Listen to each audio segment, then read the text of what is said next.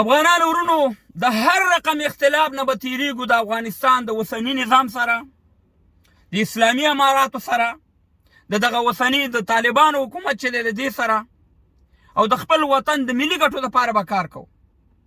په دې وخت کې به دا ویو چې زه نه طالب یم، نه مجاهد یم، نه حلقي یم، نه پرچمي یم، نه پلانی یم، نه بستانی یم، صرف مسلمان یم او افغان یم. دا وطن به جوړېږي افغانانو ورونو.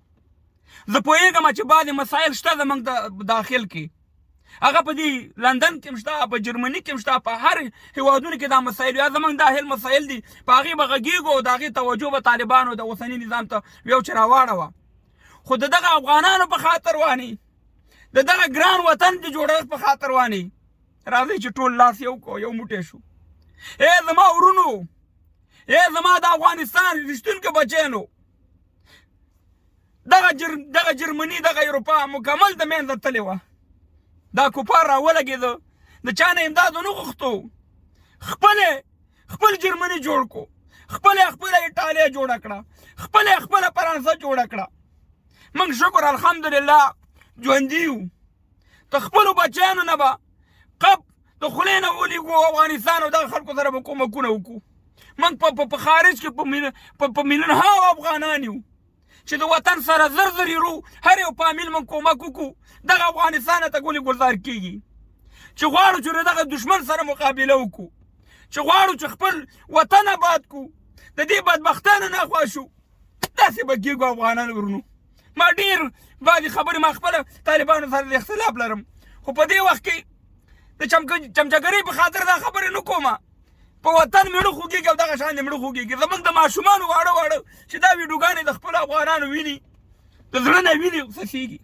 نو راځئ چې د ګران وطن په خاطر وانې راځئ چې یو لاس بل ته ورکړو او د دغه خلکو سره کومک وکړو او دا خپل ګران افغانستان ودان کړو. راځئ د اختلاف نه تیر شو، دا وخت د اختلاف نه دی، دا وخت د اتفاق او اتحاد دی. راځئ چې یو بل له سینه په سینه لاس غو چې یو بل ته ورغاړې وځو او ګران افغانستان ګل ګلزار کو. وطن لرو، ګل ګلزار لرو.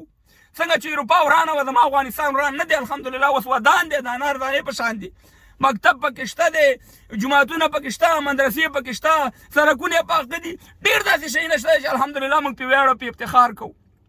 او زه د اسلامي اماراتو نه دا غږ کوم، دا ورته وایم چې د اسلامي اماراتو کوم افغانان چې ستلته راځي، کوم ملي اردو والا چې هلته راځي، پخوا په نظام کې کار کړی، ځان سره ونیسئ په ملي اردو کې او د دې دشمن په مقابل کې داسې ملي اردو جوړه کړئ چې هغه د بنګلادیش یاد ورته تازه کړو، د بنګلادیش یاد، داسې ملي اردو جوړه کړې د دې غټ اسرائیل پاکستان منافق ریاست په مقابل کې.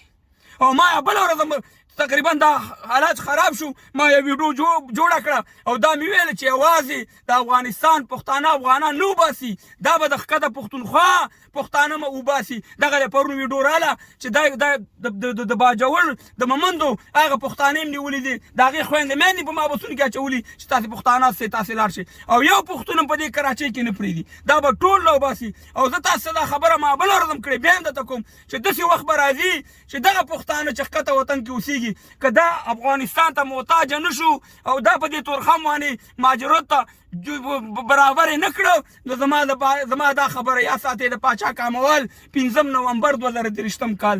راځئ چې ګران افغانستان جوړ کړو او دغه خپلو ورونو سره کومک وکړو او د دې ګران افغانستان په خاطر، د دغه وطنوالو په خاطر وانې چې دشمن هم ډېر ظالم او وحشي او یو غټ لیوه دی، د دې د مقابلې دپاره صرف موږ افغانان چې یو موټی شو، انشاءالله وطن به هم جوړ شي او انشاءالله خپله خاوره هم دا ټکه پورې نیسو. د خدای نور ما په اردو کې وظیفه اجرا کړې ده، دا طالبان زما ورونه دي، دې خاورې ته مې وظیفه اجرا کړې ده، انګریز ته مې نه اجرا کړې، مزدوري مې کړې ده.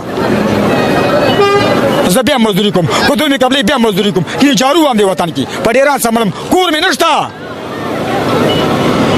زه نه غواړم پیسې، زه غواړم عزت. که رب عزت راکوي را دې کېږي نه مرګ دې په دغه ساعت راکړي،